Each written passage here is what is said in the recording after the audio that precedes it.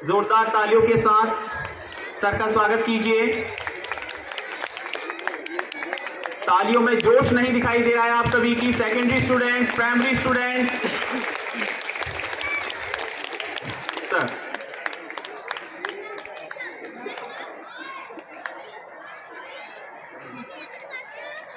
सुप्रभात बच्चों, सुप्रभात विद्यार्थियों।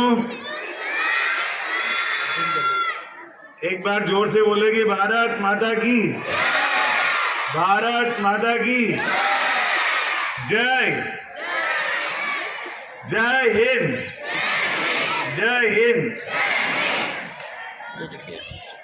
आज के हमारे कार्यक्रम में उपस्थित सभी दादा दादी और गेस्ट जो भी हमारे बीच में मेहमान के रूप में बैठे हुए हैं, सभी शिक्षक साथी और सभी विद्यार्थीगण, सबसे पहले आपसे अनुरोध है कि आप लोग बिल्कुल शांत अवस्था में बैठ जाएं। आवाज नहीं आनी चाहिए।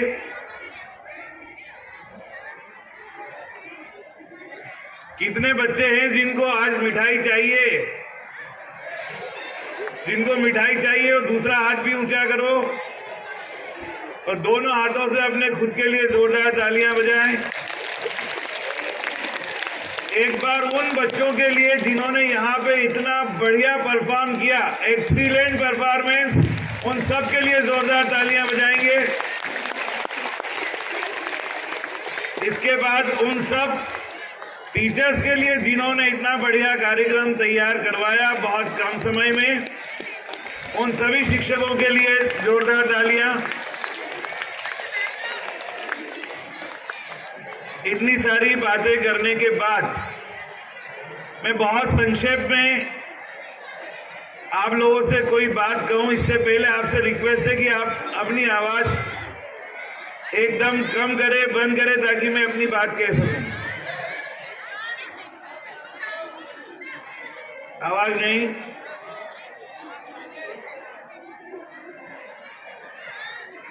बहुत सारी बातें आपको, बहुत अच्छी अच्छी बातें सुमित सर ने बताई, मैं उनकी बातें ध्यान से सुन रहा था।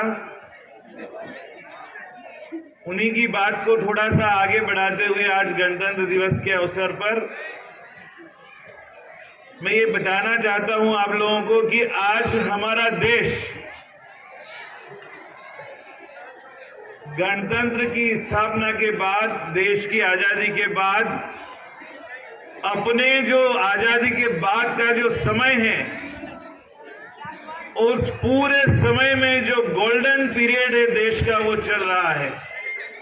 और यह सब हमारे देशवासियों की मेहनत, हमारे देश के कुशल नेतृत्वकर्ता और सभी वे सारे योगदान देने वाले जिन्होंने अपनी पूरी ईमानदारी, मेहनत, त्याग और बलिदान से हमारे देश को ऊंचाई पर ले जाने का प्रयास किया। जब आप गीत गाते हैं कि इसकी शान न जाने पाए, चाहे जान भले ही जाए, विजयी विश्व तिरंगा प्यारा, ये जो शब्द है, जब हम इस तिरंगे को देखते हैं तो तिरंगे के ऊपर जो सबसे ऊपर केसरिया रंग है, वो हमें बताता है कि बिना त्याग के, बिना बलिदान के, बिना सेक्रीफाइस के जीवन में कभी खुशहाली नहीं आ सकती। अगर हमें जीवन में हरियाली लाना है, खुशहाली लाना है, सारे देशवासियों को प्रसन्न करने का कोई काम करना है और देश समृद्धि के पथ पर आगे बढ़े, तो सबसे पहले हमें अपने स्वार्थ को, अपने व्यक्तिगत बातों को भुला करके, आपसी द्वेषवाद को भुला करके, और सभी जाति, धर्म और पंथ को मानने वाले लोग जब एक साथ आएंगे और देश के लिए त्याग की भावना के साथ आएंगे, तब जाकर के हमारा देश आगे बढ़ेगा। और ये आगे बढ़ेगा तो ये जो चक्र है, ये निरंतर प्रगति के पथ पर आगे बढ़ने का संकेत करता है। और ये तभी संभव है जब त्याग और बलिदान के साथ जो बीच में सफेद पट्टी का है, वो शांति का प्रतीक है और सत्य का प्रतीक है। जब शांति और सत्य के साथ साथ हम निरंतर प्रगति के पथ पर बढ़ते हुए और त्याग और बलिदान के साथ आगे बढ़ते हैं तो जो हरा रंग है वो लक्ष्य हमें प्राप्त होता है कि देश में चारों तरफ हरियाली, खुशहाली, समृद्धि आती है। आज़ादी के बाद, गणतंत्र के बाद हमारे देश ने इतनी प्रगति की है, चाहे विज्ञान के क्षेत्र में हो। ये जो गणतंत्र का स्पेशली अगर हम इसी वर्ष की बात करें तो इसी वर्ष में हम चांद पर भी पहुंचे हैं और हम लोग सूर्य पर भी पहुंचे हैं। ये हमारे देश के लिए कभी ऐसा नहीं हुआ आज़ादी के बाद कि एक वर्ष में इतनी महान उपलब्धियां रही हो। इन सब उपलब्धियों के बीच में 5 अगस्त 2019 को कश्मीर की धारा 370 समाप्त करने के बाद पहली बार हमने देखा कि कश्मीर में न केवल तिरंगा लहरा रहा है बल्कि कश्मीर में चारों तरफ समृद्धि दिखाई देती है। 5 साल पहले वहाँ जितने स्कूल थे, जितने कॉलेज थे, जितने मेडिकल कॉलेज थे, उससे कई गुना शैक्षणिक संस्थाएं वहाँ स्थापित हुई है। कश्मीर जो कई साल पहले चला गया था, आज वहाँ के एक एक व्यक्ति के मन में जो देश के प्रति एकात्मता का भाव है, आज कोई कश्मीर में 2 निशान और 2 विधान की बात नहीं करता। आज वो सब तिरंगे को अपने हाथ में लेकर अपने देश के साथ आगे बढ़ने की बात करते हैं।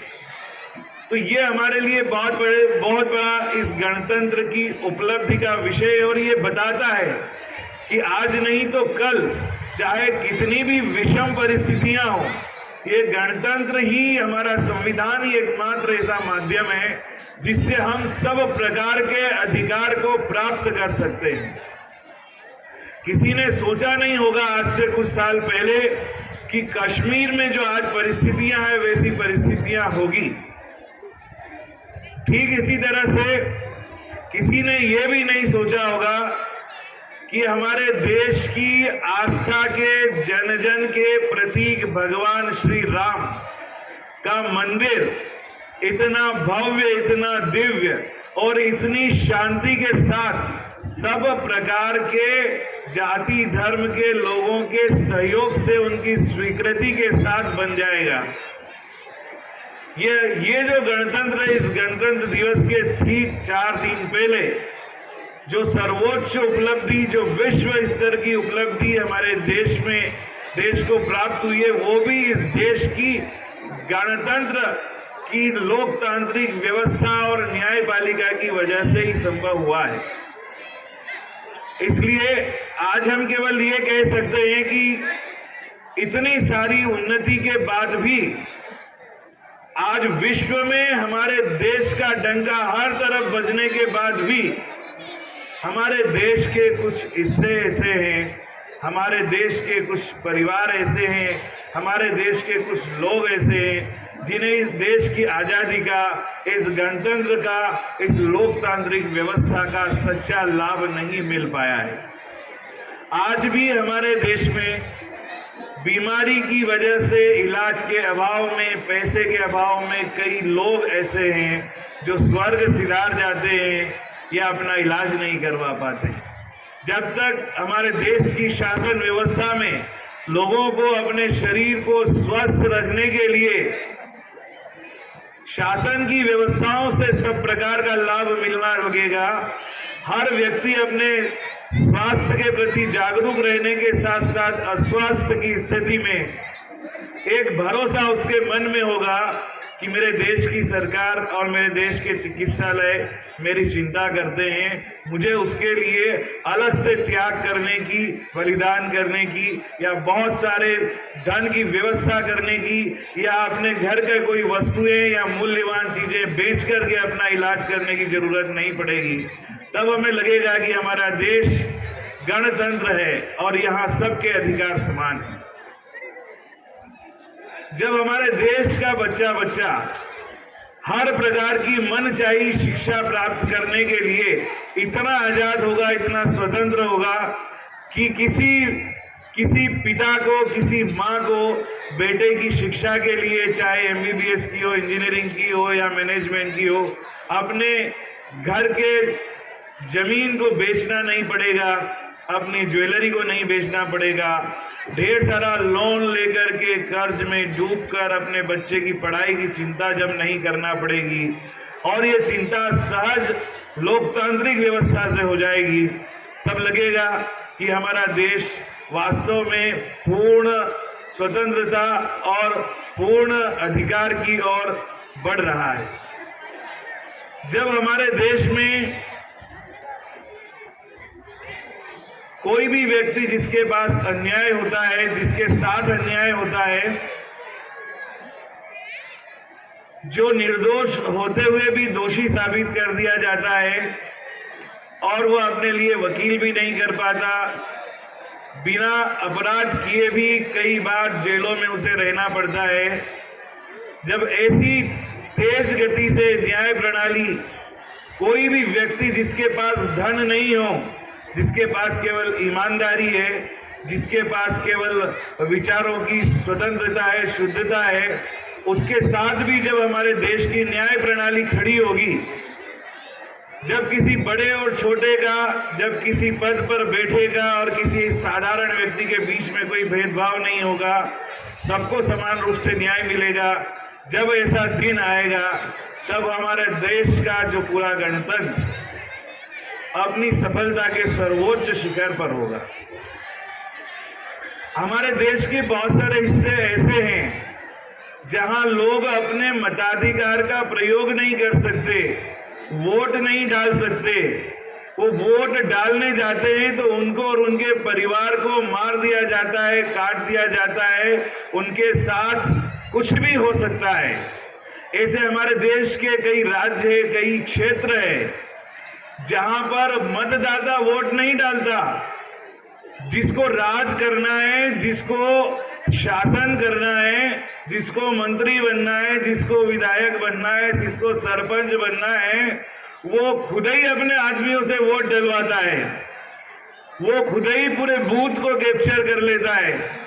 जहां केवल वोट के नाम पर, कागज पर लोकतंत्र होता है, ये दिन जिस दिन इस देश से समाप्त हो जाएगा, जिस दिन वास्तव में लोग खुद अपने मताधिकार का हर जगह पे उपयोग करके जो सबसे समाज का श्रेष्ठ व्यक्ति है उसको चुन करके अपने इच्छा से जब वो अपना मन चाहा प्रतिनिधि ग्राम पंचायत से लेकर संसद तक देखेंगे, तब हमारा देश पूरी तरह से सच्चा गणतंत्र बन पाएगा। आज भी ये स्थिति 100% नहीं है। ये दिन जब आएगा तब हमारे देश में किसी भी समाज का, देश का, जाति का कोई भेदभाव नहीं रहेगा। जब हमारे देश का प्रत्येक वासी, प्रत्येक व्यक्ति ये नहीं कहेगा कि मैं MP का हूं, मैं UP का हूं, मैं बंगाल का हूं, मैं असम का हूं, मैं उड़ीसा का हूं, मैं पंजाब का हूं, और मैं पहले पंजाबी हूं, मैं पहले बंगाली हूं, मैं पहले असमी हूं, मैं पहले उड़िया हूं, और मैं पहले MP वाला हूं, मालवी हूं, और मैं पहले UP वाला हूं, पहले मैं बिहारी हूं। ये भावना जिस दिन खत्म होकर हमारे देश का एक एक नागरिक जब ये कहेगा कि मैं पहले भारतीय हूं, मैं पहले इंडियन हूं और यही मेरी असली पहचान है, जब सर्वधर्म, सभी भाषा, क्षेत्र और जाति के लोग इस तरह के स्वाभिमान के साथ अपने आप को भारतीय समझेंगे, तो उस प्रत्येक भारतीय में आपको बंगाल भी दिखाई देगा, आपको वहां पर UP भी दिखाई देगा, आपको पूरा लघु भारत हर इंसान में दिखाई देगा। जब तक ये परिस्थिति नहीं आती तब तक ये संभव ही नहीं है कि हमारा देश के गणतंत्र को हम पूरी तरह से 100% सफल मान लें। लेकिन ये कहा जा सकता है कि हमारा देश अपने लोकतांत्रिक इतिहास में आज सबसे बेहतर स्थिति में है और लगातार इस स्थिति की ओर आगे बढ़ रहा है। ये कब संभव होगा? जो अभी हम जिसकी बात कर रहे हैं, ये तभी संभव होगा जब लोग अपने अधिकार के बारे में बातें कम करके अपनी ड्यूटीज के बारे में, अपने कर्तव्य के बारे में सोचेंगे। जब लोग देश की सारी इंफ्रास्ट्रक्चर व्यवस्थाओं को, सुविधाओं को, सब प्रकार को के धन, देश के जो धन है और अर्थव्यवस्था है, उसको अपने अपने घर की तरह जैसे हम अपने लिए उपयोग करते हैं, वैसे ही जब हम सम्मान देश की संपत्ति का करेंगे तब कर्तव्य का पालन होगा। छोटी सी बात है कि अगर हमें शासन कुछ वस्तुएं, कुछ सुविधाएं उपलब्ध करवाता है तो उसका उपयोग हम पूरी ईमानदारी के साथ उसी उद्देश्य के लिए करें जिस उद्देश्य के लिए वो सुविधा वो हमें उपलब्ध करवाई गई है। इसलिए कहा जाता है कि जब एक शिक्षक अपने कर्तव्य का पालन करता है तो विद्यार्थी को उसके अधिकार मिलते हैं। जब एक चिकित्सक अपने कर्तव्य का पालन करता है तो एक पेशेंट को उसके अधिकार मिलते हैं। जब एक जज अपने कर्तव्य का ईमानदारी से पालन करता है तो एक निरपराध व्यक्ति को उसका अधिकार मिलता है। इसी तरह देश का प्रत्येक व्यक्ति जब अपने कर्तव्य का पालन करेगा तब इस देश में पूरी तरह से हर व्यक्ति को लोकतांत्रिक अधिकार मिल पाएंगे, क्योंकि गणतंत्र को और देश की संस्कृति को परिभाषित करना मुश्किल है, कुछ और नहीं, या किसी देश का दिल है। तो आओ सब मिलकर करें। हम भारत का सम्मान, राष्ट्र का सम्मान है प्रत्येक का सम्मान, और देश का अपमान है प्रत्येक का अपमान। देश की मिट्टी शीश पर करे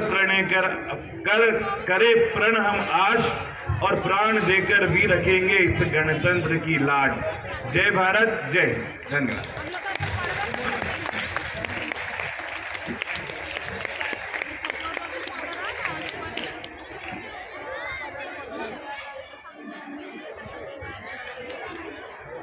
बिल्कुल। Now I would like to invite